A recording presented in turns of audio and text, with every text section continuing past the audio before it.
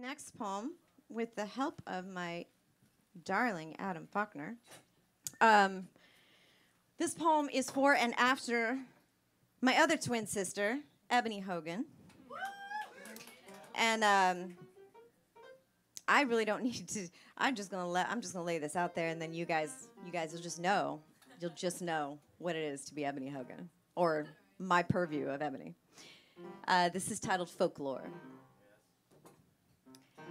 As legend would have you believe, she's massacred no fewer than 14,000 men, skinned each alive with her teeth, feasted, detangled their bones by hand, sucked the marrow, then burned what remained in an old camp stove she kept hidden under the sink. And in her closet, enough pairs of lace-up shit-kicker boots to shoe an army.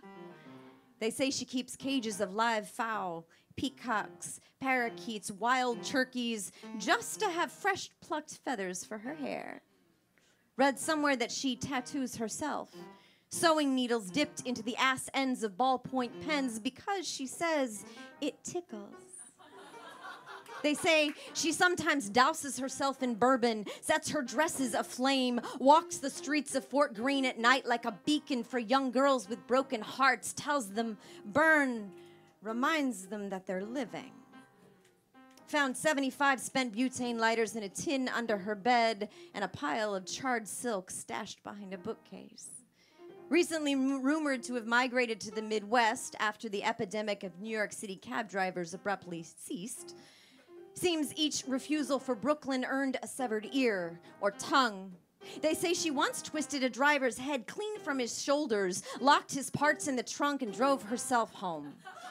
They say she painted the cab mermaid green, welded gold fins to the roof. They say you can still hear his bones rattle from the back each time the car hits a pothole.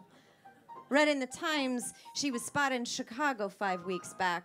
Some lounge, listening to friends recite love poems. When a cell phone went off, she left the room in one pounce, removing the culprit's eyeballs with a toothpick from her martini. She swallowed the orbs whole and calmly excused herself. Hasn't returned.